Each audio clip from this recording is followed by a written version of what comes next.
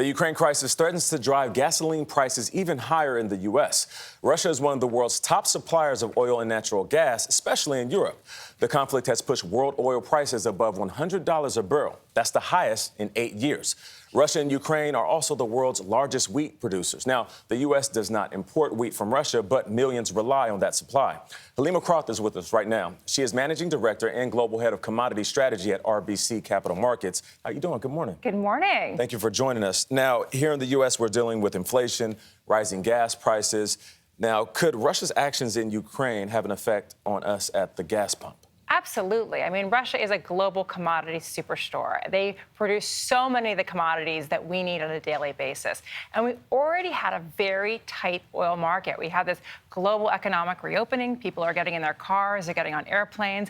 And the oil suppliers are basically, some of them are withholding supply, and we may not have enough supply out there if demand continues to grow. So we were already concerned about the situation, and now we have an active conflict involving one of the world's largest producers. So there's real concern that if Russia were to withhold energy supplies, we could see much higher prices at the pump. Helima, on a day like this, we have all hands on deck. So Gayle is in Los Angeles. She woke up bright and early, and she has a question for you as well.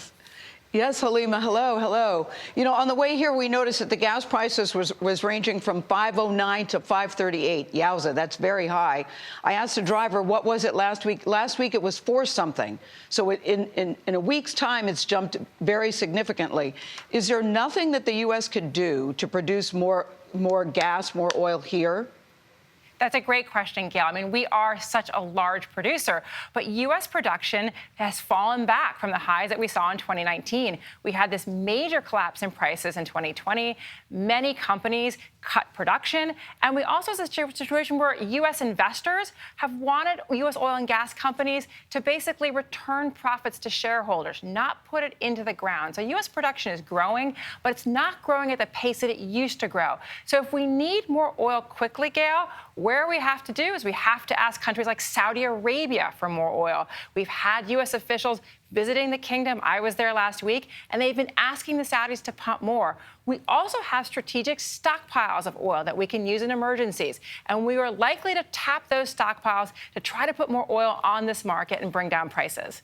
Helima, do you think that Nancy Cordes is? Oh, I'm sorry, Gayle. Do you want to follow up? No. I was just going to say, do you think that the prices will continue to climb here? I mean, Gayle, we really have to watch the situation unfold because there's real concern that as we impose more economic sanctions on Vladimir Putin, on the Russian state, that they may weaponize commodity exports, essentially withhold supplies to try to make us feel the pain of our actions and see how much we're willing to defend Ukraine. Helima, we don't have a ton of time, but we saw in Nancy's piece that parliament member in Ukraine begging for action to cut Russia off from SWIFT, which is a system that allows banks to lend to transfer money. Why aren't we doing that? I mean, that is really because a number of European countries don't want to take that step yet. European nations, particularly Italy, Germany, are much more economically tied to Russia. And so they want a more moderate ratcheting up of sanctions. That said, though, if a situation does deteriorate, I think SWIFT will be back on the table. Helima Croft, thank you for joining us. Thank you for having me. Of course.